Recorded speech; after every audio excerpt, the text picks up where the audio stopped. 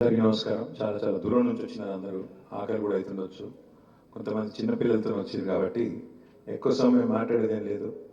వేదిక పైన ఆసీనులైన పెద్దలు, శాసన మండలిలో ప్రతిపక్ష నాయకులు గౌరవనీయులు మత్స్యనాచారి గారు, గౌరవ మాజీ మంత్రివర్యులు సూర్యాపేట ఎమ్మెల్యే జగదీష్ రెడ్డి గారు, గౌరవ మాజీ మంత్రివర్యులు పెద్దలు శ్రీనివాస్ గౌడ్ గారు, మాజీ మంత్రివర్యులు ఎమ్మెల్సీ గౌరవనీయులు శ్రీమతి సత్యవతి రాథోడ్ గారు, శ్రీ మహమూద్ అలీ గారు, గౌరవనీయులు మాజీ మంత్రివర్యులు ఎమ్మెల్యే పెద్దలు చామకూర మల్లారెడ్డి గారు, గౌరవ ఎమ్మెల్యే కౌశిక్ రెడ్డి గారు, మాజీ ప్రభుత్వ విప్ సోదరి అక్క సునీత మహేందర్ రెడ్డి గారు, గౌరవ ఎమ్మెల్యే సోదరుడు అలంపూర్ మా విజయుడు గారు, మాజీ ఎమ్మెల్యే జనగామ గౌరవనీయులు ముత్తిరెడ్డి గారు, గౌరవ మాజీ ఎమ్మెల్యే నకరికల్ సోదరులు చిరుమర్తి లింగయ్య గారు, మాజీ ఎమ్మెల్యే భువనగిరి శ్రీ శేఖర్ రెడ్డి గారు, మాజీ డిప్యూటీ స్పీకర్ మాజీ ఎమ్మెల్యే సోదరి మెదక్ శ్రీమతి పద్మాదేవేంద్ర రెడ్డి గారు, వంటేరు ప్రతాప్ రెడ్డి గారు, మాజీ ఫారెస్ట్ డెవలప్మెంట్ కార్పొరేషన్ చైర్మన్ గారు, మునుగోడు మాజీ ఎమ్మెల్యే కూసుకుంట్ల గారు, మల్కాజ్గిరి పార్లమెంట్ ఇన్ఛార్జ్ సోదరులు రాగిడి లక్ష్మణ్ గారు,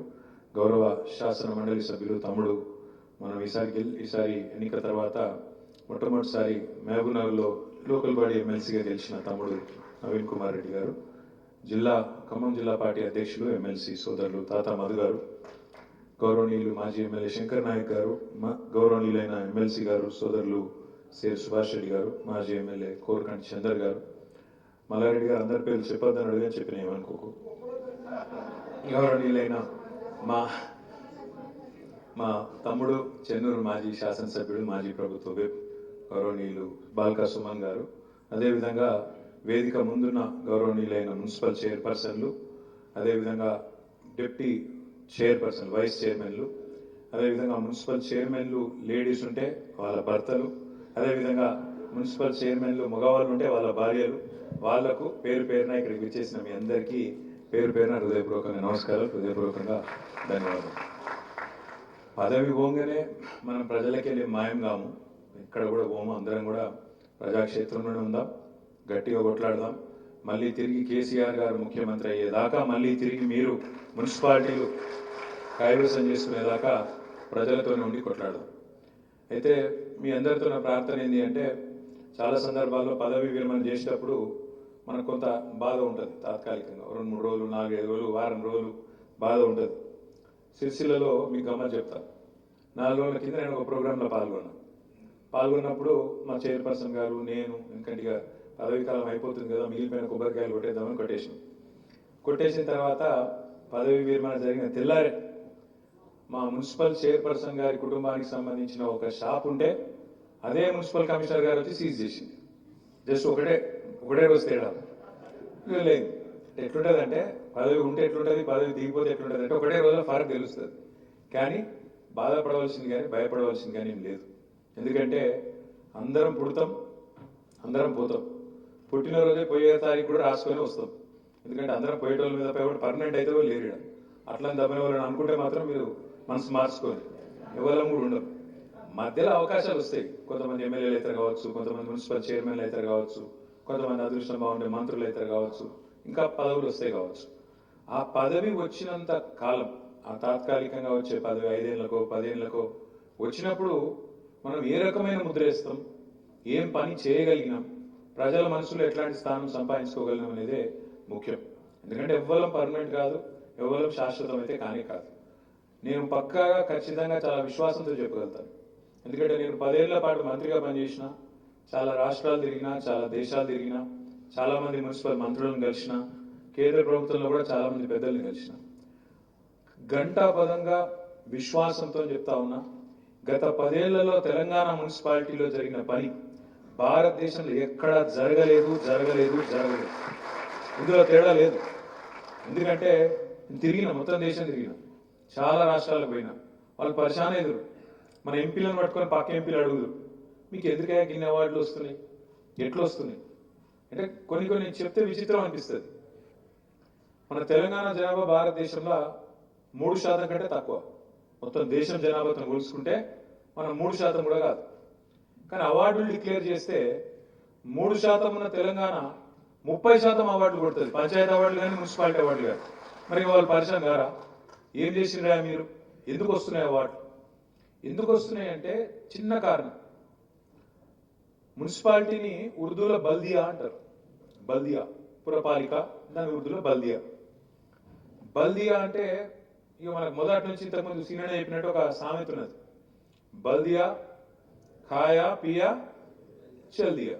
అంటే ఇటు వచ్చిన వాళ్ళు ఏముండదు చేసేది, వచ్చుడు తినుడు తాగుడు ఈగలు దోమలు కొట్టుడు అవతల పడుడు తప్ప ఏముండదు వీళ్ళు చేసేది వీళ్ళతో ఏం కాదు అనే ఒక విధంగా బల్దియా అంటేనే ఒక దురభిప్రాయం కలిగే విధంగా.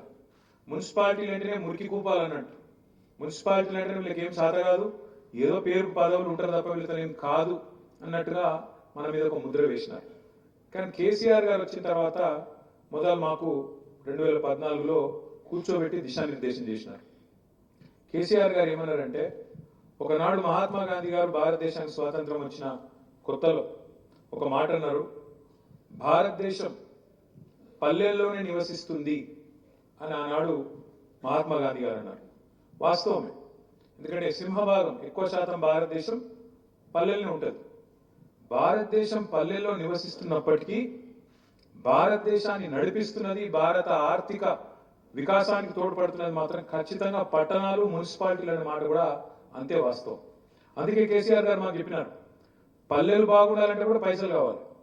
మరి పల్లెలు బాగుండాలంటే పట్టణాలు ఏవైతే ఎకనామిక్ ఇంజన్లుగా ఉన్నాయో, ఎకనామిక్ ఆర్థిక చోదక శక్తులుగా ఉన్నాయో అవి బాగుండకపోతే రాష్ట్రం బాగుపడది. తప్పకుండా మనం ప్రయత్నం చేయాలి, బలంగా పట్టణాలను మంచిగా ఇంకింత బాగా తీర్చిదిద్దాలన్న ఒక మాట మాకు స్పష్టంగా పెద్దలు కేసీఆర్ గారు చెప్పడం జరిగింది. అనుకోకుండా కేసీఆర్ గారు చెప్పిన అదే టైంలో దాదాపుగా నేను ఒక ఐటీకి సంబంధించిన ఒక కార్యక్రమంలో ఈ మైక్రోసాఫ్ట్ చైర్మన్ సిఇఓ ఆయన సత్య నాదెల్లా అని మన తెలుగు ఆయన ఉంటారు. ఒకసారి ఎక్కడో కలిసి ఇద్దరం ఒకటే ప్రోగ్రాంలో పార్టిసిపేట్ చేస్తుంటే నేను వారికి చెప్పిన, మా కేసీఆర్ సార్ ఇట్లా అంటాడు, భారతదేశం పల్లెలో ఉండదు కానీ పట్టణాలే నడుపుతాయి దేశాన్ని అనే మాట మాకు చెప్పినారు. అంటే ఆయన నవ్వి ఏమన్నాడు తెలుసా, భారతదేశం పరిస్థితి రాష్ట్రం పరిస్థితే కాదు, మా కంపెనీ పరిస్థితి కూడా అదే అన్నాడు. ఎట్లా అని నేను అన్నాను, మా మైక్రోసాఫ్ట్ అనే సంస్థ 190 దేశాలు ఉంటుంది, కానీ మాకొచ్చే 80% ఆదాయం 70 పట్టణాల నుంచి వస్తుంది. లండన్, న్యూయార్క్, హైదరాబాద్ ఇటువంటి పట్టణాలకు వెళ్ళే మాకు కూడా 80% ఆదాయం మా కంపెనీ కూడా అక్కడికి వెళ్ళి వస్తుంది. తప్పకుండా పట్టణీకరణ అనేది మనం ఎవరు కూడా నివారించగలిగేది కాదు. ప్రపంచవ్యాప్తంగా మీరు చూస్తే ప్రజలు ఎదిగే క్రమంలో, దేశాలు ఎదిగే క్రమంలో, రాష్ట్రాలు ఎదిగే క్రమంలో పట్టణీకరణ పెరుగుతుంది. ఎందుకు జరుగుతుంది పట్టణీకరణ? ఇప్పుడు మా షాద్నగర్ చైర్మన్ సాబ్ ఇక్కడ ఉన్నాడు. ఎందుకు షాద్నగర్కి ఎందుకు వస్తారు ప్రజలు? చుట్టుపక్కల ఉండే పల్లెల్లోంచి కానీ చుట్టుపక్కల ఒక 30-40 కిలోమీటర్లకి ఎందుకు వస్తారంటే కొంతమంది ఉపాధి అవకాశాల కోసం వస్తారు, కొంతమంది పిల్లల చదువుల కోసం వస్తారు, కొంతమంది తల్లిదండ్రులకు ఆరోగ్యం బాగాలేకపోతే, ఆడ సౌలత్ బాగాలేకపోతే ఈడికి వస్తారు, చూపెట్టుకుంటారు, అవసరమైతే అక్కడ టికానా చూసుకొని అక్కడనే ఉంటారు. అట్లే ప్రపంచవ్యాప్తంగా, ఒక మన దగ్గరనే కాదు ప్రపంచవ్యాప్తంగా చూస్తే పట్టణీకరణ పెరుగుతూనే ఉన్నది, పట్టణీకరణ జరుగుతూనే ఉన్నది. కొన్ని దేశాలు ట్రై చేసింది పట్టణీకరణ ఆపాలి, ఎక్కడికక్కడ వికేంద్రీకరణ జరగాలి, లేకపోతే తట్టుకోలేము. ఎందుకంటే పట్టణ ప్రాంతాల్లో గట్టిగా, ఉదాహరణకు మన రాష్ట్రమే తీసుకోండి, తెలంగాణ రాష్ట్రం తీసుకుంటే మన భూభాగం, మన ఏరియా ఎంత అని చూస్తే 1,12,000 స్క్వేర్ కిలోమీటర్లు. తెలంగాణ రాష్ట్రం 1,12,000 చదరపు కిలోమీటర్లు. హైదరాబాద్ ఒకటి తీసుకుంటే దాదాపు 650 స్క్వేర్ కిలోమీటర్స్. అంటే మొత్తం తెలంగాణ జనాభా 4 కోట్లు అనుకుంటే ఒక్క హైదరాబాద్ జనాభా దాదాపు 1,25,00,000. ఒకసారి ఆలోచన చేయండి మీరు, 1,12,000 స్క్వేర్ కిలోమీటర్ల పరిధిలో 4 కోట్ల మంది ఉంటే ఒక్క హైదరాబాద్ 650 స్క్వేర్ కిలోమీటర్ల హైదరాబాద్ లో 1,25,00,000 మంది ఉన్నారు. అంటే ఎంత తొక్కుడు పడుతున్నారు ఈ ప్రాంతం? ఎన్ని వసతులు కావాలి, ఎన్ని సౌలతులు కావాలి, ఇక్కడ ఎన్ని మంచినీళ్ళు కావాలి, ఎన్ని మురికినీటి కాలువలు కావాలి, ఎన్ని రోడ్లు కావాలి, ఎంత కరెంట్ గుంజాలి, ఎంతమందికి స్కూల్ కావాలి, జన సాంద్రత, డెన్సిటీ ఆఫ్ పాపులేషన్ చూడండి. మున్సిపాలిటీ కూడా అంతే. ఇప్పుడు మీరు ఇక్కడ మా తమ్ముడు, మా సోదరుడు బసవరాజ్ గౌడ్ గారు భూత్పూర్ మున్సిపల్ చైర్పర్సన్ గారు చాలా బాగా చేసింది. మీరు అందరూ కూడా చేసింటారు నాకు తెలిసేది. ప్రతి ఒక్కరు కూడా ప్రగతి నివేదిక తయారు చేయమంటే అప్పుడు చేసిరు, మీరు మున్సిపాలిటీలలో చేసిరా అందరూ? ఎంత మంచిగా అనిపించింది. ఇప్పుడు చదువుతుంటే ఈ మున్సిపల్ నివేదిక తాను టర్మ్లో ఏం చేసిండు, ఏ వార్డుకి ఏం చేసిండు అని చెప్పి బసవరాజ్ గౌడ్ గారు, ఆయన వైస్ చైర్మన్ ఫోటో, వాళ్ళ ఎమ్మెల్యే గారి ఫోటో, వాళ్ళ మంత్రి గారి ఫోటో, మున్సిపల్ మంత్రి, ముఖ్యమంత్రి, కమిషనర్ ఫోటో, అందరి ఫోటోలు పెట్టి ఏ వార్డు కౌన్సిలర్ ఫోటో ఆ వార్డుకు పెట్టి ఇది చూడు, ఇది చాలా మంచిగా ఉంది. ఇగో ఈ ఫలానా వార్డు ఫస్ట్ వార్డు కౌన్సిలర్ గీన, ఆయన పేరేంది, పేరు బాలకోటి. ఇగో ఆయన దగ్గర కట్టిన డబుల్ బెడ్రూమ్ ఇల్లు, ఆ వార్డులో ఫస్ట్ వార్డులో కట్టిన డబుల్ బెడ్రూమ్ ఇల్లు, కట్టిన సీసీ రోడ్లు, పట్టణ ప్రకృతి వనాలు, డ్రైనేజ్. ఇది చూడు ఎంత బాగా చేశారు. మొత్తం ఒక్కొక్క వార్డు కూర్చోండి బస్సులో సార్, ఒక్కొక్క వార్డు ఎట్లెట్లా చేసిందని చెప్పి భూత్పూర్ కొత్త మున్సిపాలిటీ దానిలో అన్ని వార్డులు మొత్తం 10 వార్డులు ఉంటే 10 వార్డులకు సంబంధించిన కౌన్సిలర్లు ఏ వార్డులో ఏం పని చేసినామని చెప్పి ఫోటోలతో సహా నాకు తెలిసి ఇంటింటికి మంచిరా. మీకు అన్ని అవార్డులు వచ్చినాయి, ఎందుకు రాలేదు కానీ కాదు, మంచిగా పని చేసి అవార్డులు వచ్చినాయి కాదు, మీకు ఇంటింటికి మంచిరా. ఇది ఎందుకు చెప్తున్నా అంటే ఎందుకంటే ఒక భూత్పూరే కాదు, ఇవాళ మీరు నేను చెప్తే కొన్ని మా ప్రజ్ఞాపూర్ అసలే సార్, మా చైర్మన్ సాబ్ అసలే కేసీఆర్ గారి కాన్స్టిట్యూన్సీ కాబట్టి భయపడాలి మనం. ఇది ప్రజ్ఞాపూర్ గజ్వేల్ది ప్రగతి నివేదిక అన్నా రాజ్మోహన్ గారిది వారిది కూడా ప్రగతి నివేదిక. ఒక 5 ఏళ్ళ 2020 నుంచి 25 వరకు ఏం పనులు చేసాం అనేది చాలా వివరంగా ఇక వాళ్ళదంటే గజ్వేల్ కాబట్టి నడిచింది అనుకో. కానీ కాకపోతే చూడు అంటే ఒక్కటి కాదు, ఇవాళ నేను చెప్తే పరిచయం అవుతారు. మన నిరంజన్ రెడ్డి గారు, మాజీ వ్యవసాయ శాఖ మంత్రి గారు నిరంజన్ రెడ్డి గారు, వారి వెంబడ మన జోగు రామన్న గారు, మన సత్యవతి గారు, అజయ్ గారు, మిత్రులు కోటిరెడ్డి గారు, ఇంకా మిగతా కొంతమంది మిత్రులతో అందరితో కలిపి రైతు ఆత్మహత్యలు పెరిగిపోతున్నాయి. మళ్ళా కాంగ్రెస్ ప్రభుత్వం వచ్చినాక ఇప్పటికి 420 రోజుల్లోనే 412 మంది రైతులు చచ్చిపోయినారు. ఎందుకైతే ఇట్లా తెలుసుకోవాలి, మనం తెలుసుకొని ప్రభుత్వాన్ని ఖచ్చితంగా ఒక నివేదిక ఇవ్వాలి, పార్టీకి ఒక నివేదిక ఇవ్వాలి, మీరు అన్ని జిల్లాలు తిరిగిరండి అని చెప్పి వారికి రిక్వెస్ట్ చేస్తే పెట్టుడే ఆదిలాబాద్కి వెళ్ళి మొదలుపెట్టారు. ఆదిలాబాద్కి వెళ్ళి నాకు మన పువ్వాడ అజయ్ కుమార్ గారు, మాజీ ట్రాన్స్పోర్ట్ మినిస్టరు ఖమ్మం, ఆయన ఫోన్ చేశాడు. రామన్న, నేను ఇన్ని రోజులు మా ఖమ్మం కార్పొరేషన్ చాలా గొప్పగా ఉంటుంది అనుకుంటుంటే, ఖమ్మం కార్పొరేషన్ బాగా చేసినాడు నేను ఒక ఫీలింగ్లో ఉంటే, కానీ ఇక్కడికి వచ్చి ఆదిలాబాద్ చూసినాక అమ్మతో చెప్తున్నా మా జోగురామన్న నాకంటే బాగా చేసుకున్నాడే అని చెప్పి అజయ్ గారు ఫోన్ చేశాడు. అయితే అనుకోకుండా నేను జగదీశ్వర్ రెడ్డి గారు ఫోన్ వచ్చినప్పుడు ఒకటే దగ్గర ఉన్నాను. అన్న ఇట్లా అంటున్నాడు అజయ్, ఇట్లా అంటున్నాడు అని నేనంటే మా జగదీష్ అని ఏమన్నాడు తెలుసా, నేను నా సూర్యాపేట కంటే ఖమ్మం ఏదో బాగుందట అని చెప్పి అటు ఖమ్మం పోయినప్పుడు అనుకున్నా నేను, మరి ఇప్పుడు ఖమ్మం కంటే ఆదిలాబాద్ బాగుందట అని చెప్పి అజయ్ చెప్తుంటే నాకు ఆశ్చర్యం అవుతుందని జగదీష్ అని అన్నాడు. ఒక ఖమ్మము, ఒక సూర్యాపేట, ఒక ఆదిలాబాద్ కాదు, నేను ఇవాళ చాలా కాన్ఫిడెంట్గా, చాలా ఆత్మవిశ్వాసంతో, చాలా గర్వంతో చెప్తా ఉన్నా. మన ప్రభుత్వం ఉన్నప్పుడు 10 ఏళ్లలో హైదరాబాద్తో సహా చిన్న మున్సిపాలిటీ అయిన భూత్పూర్ కావచ్చు, గజ్వేల్ ప్రజ్ఞాపూర్ కావచ్చు, జమికుంట కావచ్చు, హుజురాబాద్ కాన్స్టిట్యున్సీలో హుజురాబాద్ కావచ్చు, బాన్స్వాడ కావచ్చు, వనపర్తి కావచ్చు, ఒకటి ఇది అదే కాదు, వికారాబాద్ కావచ్చు, ఇంకోటి కావచ్చు, రాష్ట్రంలో ఉన్న అవార్డు కూడా వచ్చింది. జనగామ మున్సిపాలిటీ కూడా భారతదేశంలో 3వ స్థానంతో అవార్డు వచ్చింది. వీళ్ళు వాళ్ళని కాదు, మా జమున గారు వీళ్ళు వాళ్ళు కాదు, ప్రతి ఒక్క మున్సిపాలిటీకి భారతదేశంలో ఏ రాష్ట్రము చేయనంత గొప్పగా అత్యద్భుతంగా తీర్చిదిద్దిన మన పెద్దలు తెలంగాణ బాపు రైతు బంధు కేసీఆర్ గారికి గట్టిగా చప్పట్లతో మనందరం కూడా అభినందన చెప్పాలి. ఎందుకు జరిగింది అంటే ఏదో ఒక మనిషి ఇట్లా నోట్లకి డైలాగులు కొడితే పనులు కావు. చాలా మందికి ఉంటాయి కళలు కనుడు ఈజీ, కానీ ఆ కళలను సాకారం చేయాలంటే దానికి చాలా కథ కావాలి, దానికి పెద్ద వ్యవస్థ కావాలి, పైసలు ఇవ్వాలి, విధులు నిర్వచించాలి, నిధులు ఇవ్వాలి, ఒక విజన్ ఉండాలి, దానికి తగ్గ విధంగా పని జరగాలి, పని చేసేందుకు మీరుండాలి. లేకపోతే ముఖ్యమంత్రి కళలు కనుక తెల్లారి వరకు రోడ్లు పడాయి, ముఖ్యమంత్రి కళలు కనుక తెల్లారి వరకు మోరీలు కావు, ముఖ్యమంత్రి గారు డైలాగ్ కొట్టగానే నోట్లకి వెళ్ళి జీవో రాదు, వెనకకెళ్ళి నిధులు రావు. ఇది కావాలంటే ప్రణాళికబద్ధమైన ఆలోచన విధానం ఉండాలి. కేసీఆర్ గారు మాకు నేర్పింది ఏంటంటే, మా అందరికీ, మీ అందరికీ, మనందరికీ నేర్పింది ఏంటంటే, plan your ward, plan your town, plan your village, plan your district, plan your mandal, plan your constituency. అంటే ప్రణాళిక. మీ పట్టణానికి ఏముండాలి, మీ పట్టణంలో పార్క్ ఉందా, మీ పట్టణంలో చచ్చిపోతే మంచి శ్మశాన వాటిక ఉందా, మీ పట్టణంలో చెత్త అంతా యాడ తీసుకుపోయి పారవస్తున్నారు, డంపింగ్ యార్డ్ ఉందా, ఆ డంపింగ్ యార్డ్లో ఏం చేస్తాను, మీ పట్టణంలో మంచిల సౌలత ఎట్లుంది, మీ పట్టణంలో మురికినీటి సౌలత ఎట్లుంది, మటన్ షాపులు ఉంటాయి, చికెన్ సెంటర్లు ఉంటాయి, వాటి వ్యర్థాలు ఎక్కడ వారేస్తున్నారు, ఏం చేస్తున్నారు, ఇంత లోతు ఎవడన్నా ముఖ్యమంత్రి ఆలోచిస్తారాము? గట్ల కేసీఆర్ గారు మాకు కూర్చోబెట్టుకొని ఒక్కొక్క పట్టణంలో, ఇప్పుడు మీ ఇల్లు మీరు ఎట్లయితే తీర్చిదిద్దుకుంటారో గట్లనే మన పట్టణాలను మన ఊళ్ళని కూడా తీర్చిదిద్దాలని చెప్పి ఆఖరికి పల్లెల్లో ఎట్లయితే పల్లె ప్రకృతి వనాలు పెట్టుకున్నామో అట్లాగే పట్టణాల్లో కూడా పట్టణ ప్రకృతి వనాలు, డంప్ యార్డ్లు, శ్మశాన వాటికలు, మీ మీ మీ వార్డుల్లో ఇంటింటికి నల్లా నీళ్లు, ఇంటి ముంగట మురికి నీటి కాలువ ఉందా లేదా ఈ పద్ధతుల్లో ప్లాన్ చేసి సార్ ఏమన్నాడు, మనం ఏదో వచ్చే ఎలక్షన్ కోసం చేయకండి, ఒక 15-20 ఏళ్ల ప్రణాళిక రూపొందించి మొదట 5 ఏళ్ళు ఏం చేయగలుగుతాం, వచ్చే 5 ఏళ్ళు ఏం చేయగలుగుతాం. ఎందుకంటే అన్ని పనులు ఒకటేసారి కావు. పిండి కొద్ది రొట్టె, పిండి ఎంత ఉంటే రొట్టె కాంతే అవుతుంది. అంతేగాని మనం అన్ని ఒక్కసారి చేయాలి చూమంతారంటే కాదు. నేను ఒక 7-8 ఏళ్ళు అమెరికాలో ఉన్నా. అమెరికాను అగ్రరాజ్యం అంటారు, మొత్తం ప్రపంచానికి ఆదర్శం అంటారు. అక్కడ అద్భుతాలు ఉన్నాయి, అదో భూతాల స్వర్గం అన్నట్టు చెప్తారు. కానీ అమెరికాలో కూడా సమస్యలు ఉన్నాయి.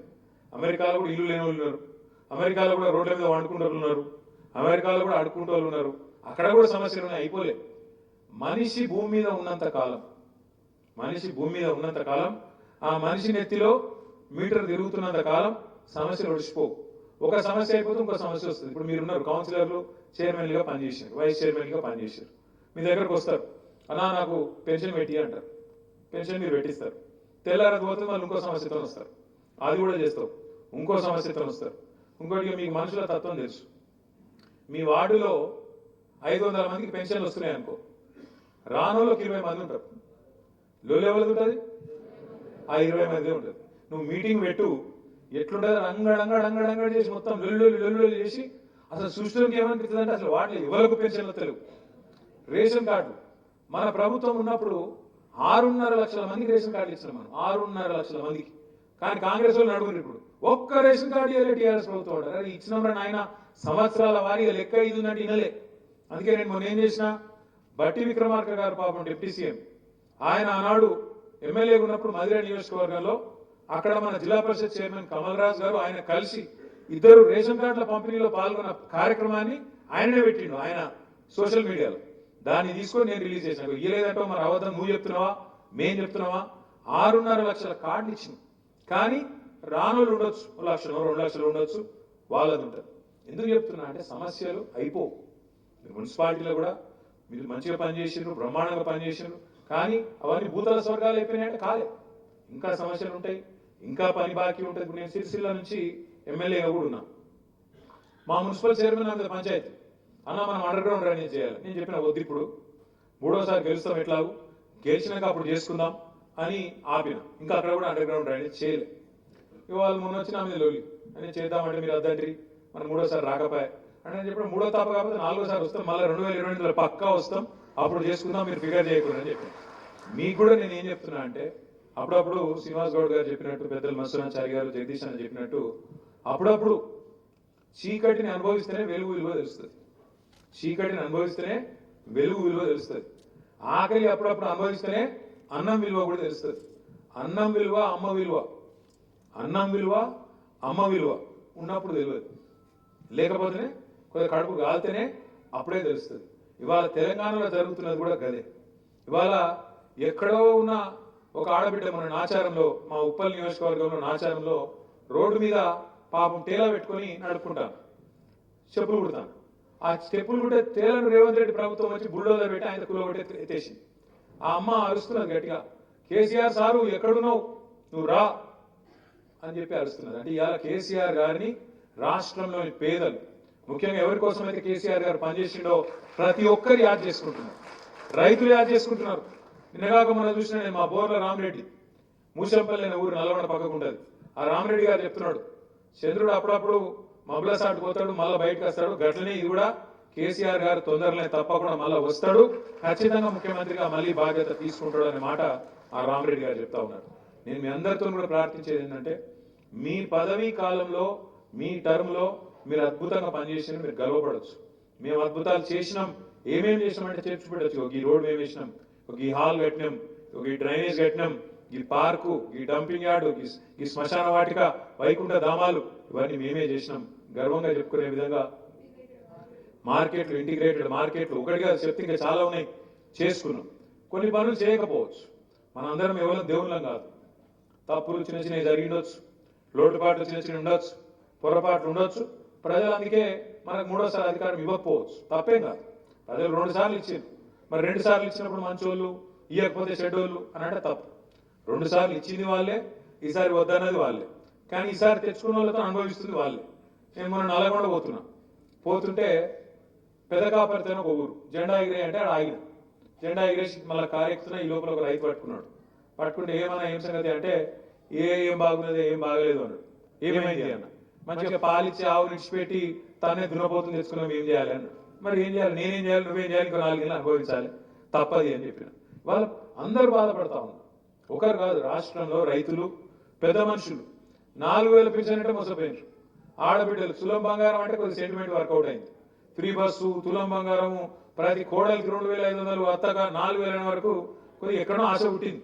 ఏమో కేసీఆర్ 10 ఇచ్చినాం కదా, ఇళ్ళకు కూడా ఒక తాపిచ్చి చూద్దాం ఏమవుతుంది అనుకున్నారు.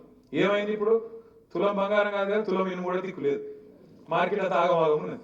మీకు తెలుసు, నాకు తెలుసు. రియల్ ఎస్టేట్ మీకు తెలుసు.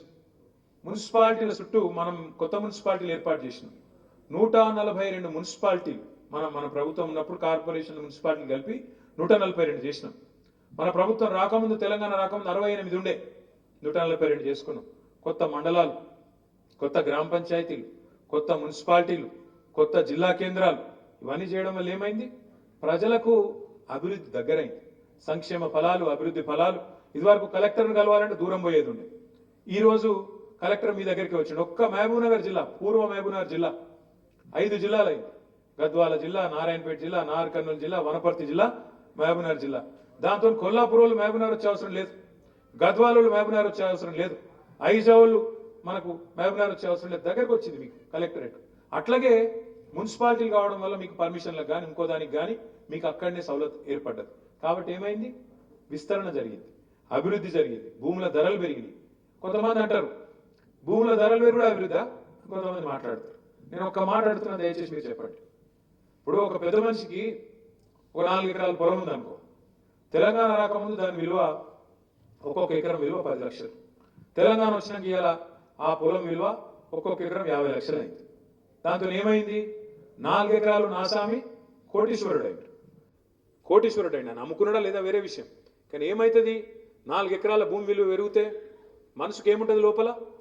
దబ్బన నాకేమన్నా అయిందనుకో, పుట్టుకొని నేను చచ్చిపోయినా అనుకో, నా బిడ్డ పెళ్లి పక్కా అవుతుంది, అవసరమైతే 1 ఎకరం అమ్ముకుంటారు, మా వాళ్ళు చూసుకుంటారు. అవసరమైతే ఇల్లు కట్టుకునేది ఉంటే, మంచిగా బందోబస్తుగా పక్కా ఇల్లు కట్టుకునేది ఉంటే 4 గుంటలు అమ్మితే అయిపోతుంది అని ఒక విశ్వాసం ఉంటుంది. కొడుకు వ్యాపారం పెట్టుకుంటా అంటే, లేకపోతే ఇంటి కోసం ఏమైనా చేసుకోవాలనుకుంటే 2-4 గుంటలు అమ్ముకుంటే అయిపోతుంది అని ఒక విశ్వాసం ఉంటుంది. ఏమైతుంది దాంతోనంటే, ఒక విలువ పెరిగితే మనిషికి విశ్వాసం పెరుగుతుంది.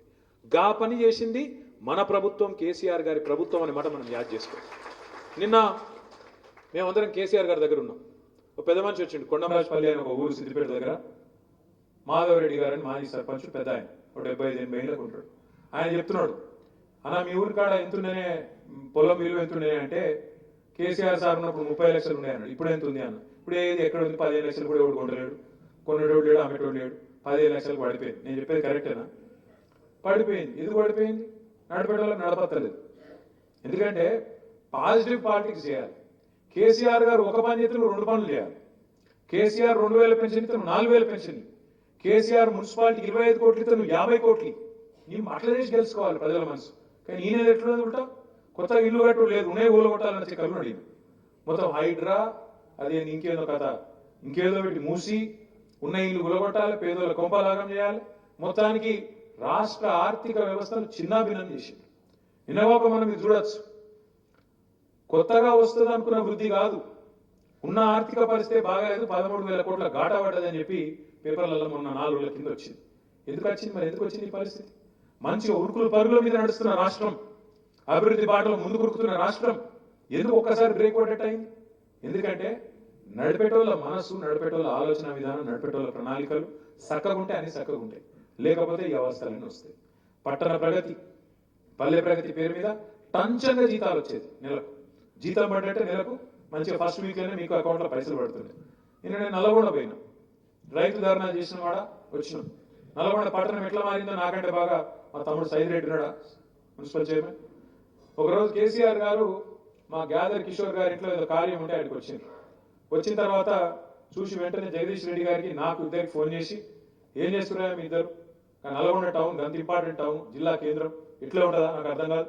వెంటనే మీ ఇద్దరు పాదయాత్ర చేయండి, రేపు పోయి ఇద్దరు పోయి ఒక 5-6 కిలోమీటర్లు పాదయాత్ర చేసి మొత్తం ప్రజలను కలిసి ఏం కావాలో చూసిరండి అని చెప్పి నేను జగదీష్ అన్న తర్వాత ఇంకెవరు ముగ్గురం కలిసిపోయాను పోయి కలిసి మొత్తం భూపాల్ రెడ్డి గారు మా ఎమ్మెల్యే ఆ రోజు అందరం కలిసి 5-6 కిలోమీటర్లు పాదయాత్ర చేసి ప్రజలను అడిగి ఆ చుట్టుపక్కల ఉండే షాపులు వాళ్ళు వీళ్ళు అందరిని అడిగిన ఏం కావాలో మరి ఇట్లా కేసీఆర్ సార్ పంపిండు ఏం చేయమంటారు మాకు మీకోసం ఏం చేయమంటారు అంటే సార్ ఫస్ట్ ఈ రోడ్లు బాగా చేయండి అన్నారు ఈ రోడ్లు మొత్తం మెయిన్ రోడ్స్ అన్ని మంచిగా చేయండి అంటే 700 కోట్ల రూపాయలతోని నల్లగొండ టౌన్ ని చరిత్రలో గతంలో మంత్రులు కాంగ్రెస్ ప్రభుత్వంలో ఉండే సామంతులు ఎవ్వరు చేయని విధంగా అద్భుతంగా 700 కోట్ల రూపాయల అభివృద్ధి నిధులతో బాగా చేసింది నేను నల్లగొండ ధర్నాకు పోయినా మళ్ళీ అదంతా చూసుకుంటా పోయినా అదే రోడ్ల మీకు చూసుకుంటూ నవ్వుకుంటూ పోతున్నాం మేము గతంలో మంత్రులు ఎవరు చేయలేదు మనం చేసినాం అని సంతోషంగా పోయి నేను వాపసు వచ్చిన లేదో ఆ మంత్రి గారు నా మీద తిట్టదండకం వీడెంత బచ్చగాడు ఇచ్చగాడు ఏదో మాట్లాడాడు సరే పర్వాలేదు ఆ మంత్రి గారి స్టేట్మెంట్ ఒక దిక్కు వస్తుంది కింద ఇంకో వార్త వస్తుంది ఏంద్రా అని చూస్తే నల్లగొండ మున్సిపాలిటీలో అక్కడ ఉండే పారిశుద్ధ్య కార్మికులు సఫాయి సిబ్బంది 4 నెలల నుంచి జీతాలు ఏమో ధర్నా చేస్తాను ఒక గత గొప్పగా వారు అంటే తిట్టేందుకు నోరు వారేసుకున్నందుకు ఎంతనో వారేసుకోవచ్చు నోరే కదా కానీ పని చేయాలంటే సొంత మంత్రి నియోజకవర్గంలో నల్లగొండ మున్సిపాలిటీలో 4 నెలల నుంచి జీతాలు లేవు మున్సిపాలిటీ ఆ మంత్రికి సోయి కూడా లేదు ఇక ఆయన మంత్రి ఇంకా బలమైన తిట్టుడు బచ్చగాడు ఇట్లా అట్లా నేనేమంటున్నా అంటే తిట్టుడు ఈజీ నోరు వారేసుకున్నాడు ఈజీ కానీ పని చేసుడు కష్టం ఇవాళ ఉన్న ప్రభుత్వానికి ఇలా తెలిసి వస్తున్నది 420 హామీలు ఇచ్చారు ఒకటి కాదు రెండు కాదు ఇది ఇస్తాం అది ఇస్తాం కేసీఆర్ గారు 498 పథకాలు పెట్టిండు కాబట్టి పుట్టుక నుంచి సాగు దాకా అన్ని చూసుకున్నాడు కాబట్టి మేము అంతకంటే ఎక్కువ చేయాలన్న తాపత్రయంలో 420 హామీలు ఇచ్చారు ఇది ఏమైంది ఇప్పుడు అధికారం వచ్చింది కానీ నడపస్తలేదు ఇక అటు చూస్తాను ఇటు చూస్తాను ఒకటే పని చేస్తాను ఎవరి కౌంటర్ వాళ్ళు దేశం సంపుడు చంపుతున్నారు టకీ పడతాయి అన్నాడు పడుతున్నాయి టకీ ఎడ పడుతున్నాయి ఢిల్లీలో పడుతున్నాయి పైసలు ఈడ పడతలేవు రైతుల ఖాతాలో పడతలేవు ఆడబిడ్డలకు పైసలు వస్తలేవు ఏమన్నాడు రేవంత్ రెడ్డి ఆదుకుందా ఎక్కడైనా నాకు అర్థం కాదు లగ్న పత్రిక పెట్టుకుంటే పైసలు పడాలి పిల్లలు పుట్టినాక పైసలు పడుతున్నాయి కళ్యాణ లక్ష్మి నేను వచ్చినాక రేపు లగ్న పత్రిక పెట్టుకోండి వెంటనే పైసలు తులం బంగారం 1,00,000 రూపాయలు ఇస్తా అని చెప్పిండు మరి ఇప్పుడు బంగారం దొరకలేదా లేకపోతే బంగారం షాపులలో ముఖ్యమంత్రికి పతారే లేదా ఒక్కళ్ళకన్నా వచ్చినాయి బంగారం తులం బంగారం ఎవ్వరకు రాలే ఇట్లా ఒకటి కాదు రెండు కాదు 420 హామీలు 420 హామీలు ఇచ్చి నిన్నటితో కరెక్ట్ గా 420 రోజులు గడిచింది అందుకే నిన్న మన వాళ్ళందరూ ఎక్కడోళ్ళక్కడ మహాత్మా గాంధీకి పోయి దండం పెట్టి చెప్పారు అయ్యా గాంధీ గారు మరి నీవు మరణించిన రోజు ఈరోజు నీ వర్ధంతి అయినప్పటికీ మీకు విజ్ఞప్తి చేస్తున్నాం ఆ డూప్లికేట్ గాంధీ ఎవరైతే ఉన్నాడో రాహుల్ గాంధీ ఆయన మనసులకు కళలకు పోయి ఆయనకు చెప్పు రాహుల్ గాంధీ గారు వచ్చి రేవంత్ రెడ్డికి ఆదేశం ఇచ్చినట్టు ఆయనకు బుద్ధి చెప్పు అని చెప్పి నిన్న మన వాళ్ళందరూ కూడా బ్రహ్మాండంగా కార్యక్రమం నిర్వహించారు మీ అందరు కూడా హృదయపూర్వకంగా అభినందనలు నేను చివరిగా ముగించే ముందు మీ అందరితో ప్రార్థన చేసేది ఒకటి పదవి అయిపోవచ్చు కానీ ప్రజల అభిమానం మాత్రం మీ మీద పోలేదు ఖచ్చితంగా ఉంటది మీరు కూడా ప్రజలతో కలిసి ఉండాలి చైర్మన్లు వైస్ చైర్మన్లు కౌన్సిలర్లు దయచేసి ప్రజలనే ఉండండి రేపు ఎలక్షన్ మళ్ళీ పెట్టక తప్పది ప్రభుత్వానికి తప్పకుండా పెట్టాల్సి వస్తుంది 52 నెలలను పెట్టాల్సి వస్తుంది తప్పకుండా మళ్ళీ ప్రజలు మనని కళ్ళ కత్తుకొని గెలిపించుకొస్తారు మీరు ప్రజల్లో ఉంటే ప్రజల్లోనే మీరు టైం స్పెండ్ చేస్తే తప్పకుండా మళ్ళీ మనకే అవకాశం ఇస్తారు చాలా బ్రహ్మాండంగా మీరు పనిచేసినారు మా అన్నపూర్ణ గారు ఇక్కడనే ఉన్నది మా సూర్యాపేట మున్సిపల్ చైర్మన్ గారు నేను జగదీష్ రెడ్డి గారి గురించి ప్రత్యేకంగా చెప్పాలి ఒక విషయం ఎందుకంటే అన్నపూర్ణ గారు నిజానికి సూర్యాపేట జనరల్ సీట్ అక్కడ రిజర్వేషన్ ఏం లేదు కానీ ఒక దళిత ఆడబిడ్డకు 5 ఏళ్ళు అవకాశం ఇచ్చి మున్సిపల్ చైర్మన్ గా అక్కడ కూర్చోబెట్టి మన నాయకుడు జగదీష్ రెడ్డి గారు నిర్ణయం తీసుకుని పెద్దలు కేసీఆర్ గారి ఆదేశం మేరకు 5 ఏళ్ళు అద్భుతంగా పనిచేసింది అన్నపూర్ణ గారు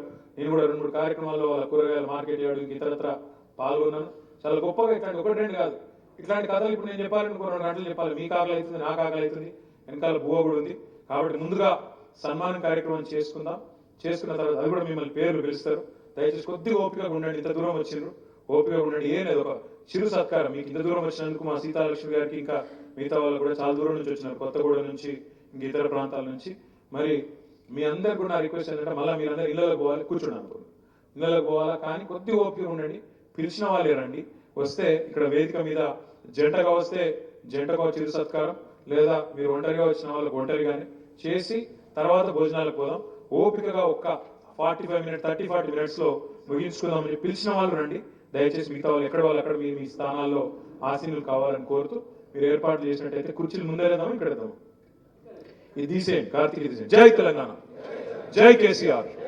ఇది తీసేయండి, దయచేసి దయచేసి దయాస్ మీద కూర్చోండి. మీరు సగం ఉంటే వాళ్ళు సగం